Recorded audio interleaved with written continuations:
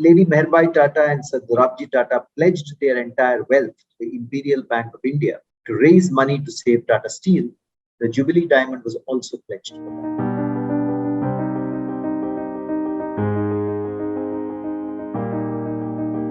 The Tatas have had a legacy of nation building. We've talked about that for over 150 years.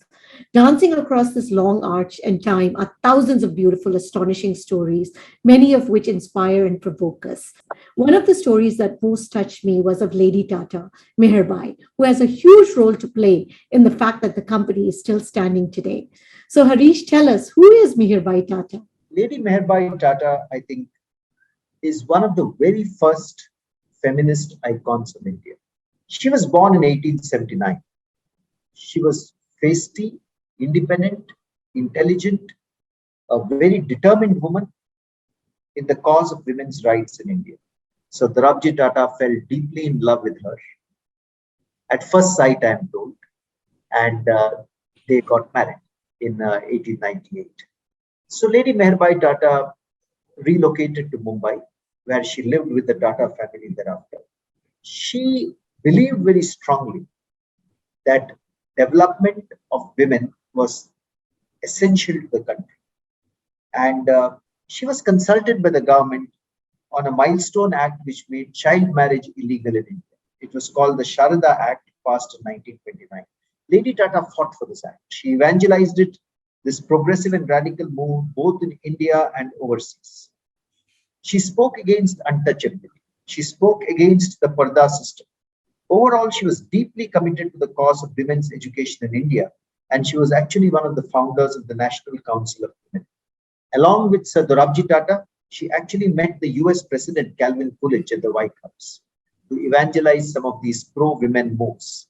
She called upon the government of India to expeditiously pass a proposed bill which would outlaw child marriage and end this social evil.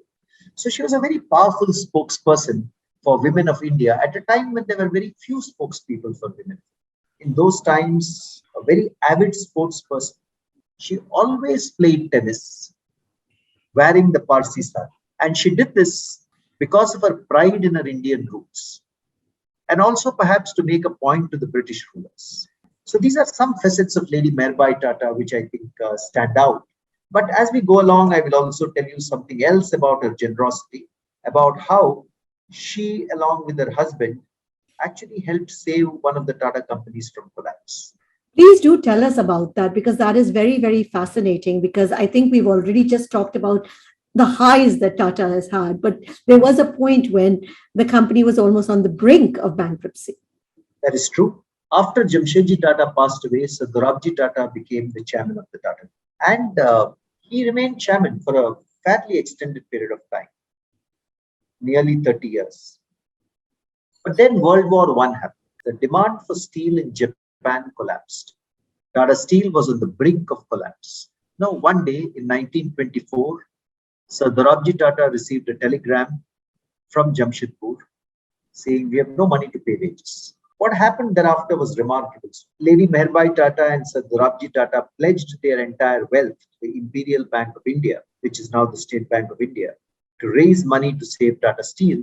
The Jubilee Diamond was also pledged to the bank. And that helped raise money for Tata Steel. It actually saved Tata Steel from the brink of collapse. And of course, after that, Tata Steel went on to grow and become very profitable. But at that point in time, for Lady Meherbai Tata and her husband to do this, to leave their entire wealth, including the Jubilee Diamond, to pledge it, to raise money for a company of which they were not the sole owner, there were other shareholders as well. That is a magnificent gesture, and one which is most memorable. What is even more remarkable is Lady Meherbai Tata was the owner of the Jubilee Diamond, the sixth largest diamond in the world. Which is much bigger than the Kohinoor, or? At 245 carats, it was twice as large as the Kohinoor. This was a diamond that Sir Dorabji Tata had bought for his wife. As I told you, he was deeply in love with her.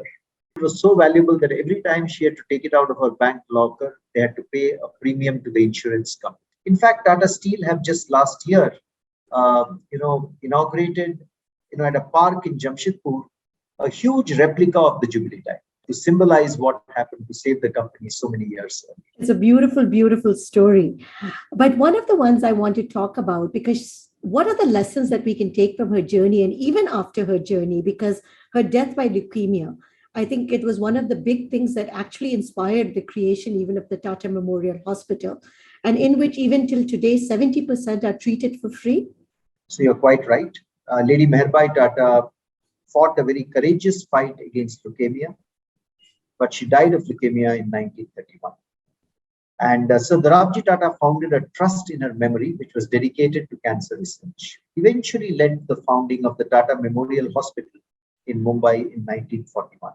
There is little doubt that, her demise triggered this search for cancer cure and a fight against cancer in Sir Dorabji Tata's mind. And eventually, of course, the Sir Dorabji Tata Trust, many years later, of which J.R.D. Tata was also one of the trustees, went ahead to dedicate a significant funding to the formation of the Tata Memorial Hospital in Mumbai. And you're quite right. Today, of course, the Tata Memorial Hospital is run by the Department of Atomic Energy of the Government of India. And 70% of the patients are provided treatment free of charge. It is an iconic medical institution in the country. Very few families are untouched by what the Tata Memorial Hospital has done. But some of the lessons from Lady Meherbai Tata's life, she was constantly pushing the boundaries on taking up causes which were important for me. And that must have involved several challenges. She, like I told you, she was one of the founders of the National Council of Women. She was an active member of the Indian Red Cross Society. But the other lesson for me is, despite being married into a very wealthy family, she kept in active touch with all segments of society. And that was unique and remarkable about her. Because she believed that her life should be put to use and should be put to good use. And that's again a learning we can take away secretly from that. Actually, the words on her tombstone are the most reflective of her life. She was interred at a cemetery in Brookwood in England on a plot of land just adjacent to the resting place of Jamshedji Tata. And later on, her husband, Sir Dorabji Tata, would also be interred there. The words on her tombstone read, "She died as she lived, working nobly for the cause of the women and the country, which she loved and served so well." So, in her own right, she dedicated her entire life to the women of India. And she used her intellect, she used her standing and position to do as much as she could to advance the cause of women. I wish there was more written about Lady Meherbai Tata in our history books, and not only her contribution to prohibition of child marriage, but also the radical thinking she championed, which has furthered the women's movement in India and overseas. If I may, I want to narrate one more small story before. Please do. So, her name was originally the Parsi name Mehri, Mehri, which later on became Meherbai. So I'm told that when she was in school, her father, of course, Mr. Baba, was a very anglicized educationist. And he felt it may be good for her to change her name Mehri to the more anglicized version name, Mary. And that's how he wanted her to spell the name. She was still a very young girl at that time. She stood up to her father and she insisted on retaining her original name in the Persian form, Mehri, Mehri. So this demonstrated her pride in her roots and culture, which thereafter, went to spell itself out in the Parsi sari she would wear to the tennis court. Imagine you're in British rule. Tennis is perceived as a British game, Wimbledon and all that. And here is this lady wearing the Indian Parsi sari, who goes on to play tennis tournaments and wins 60 tennis championships in her lifetime. I will just add, if I remember from your stories, even when she traveled abroad, it was always in the Parsi sari. Yes, all the pictures I've seen of her are in the Parsi Indian sari.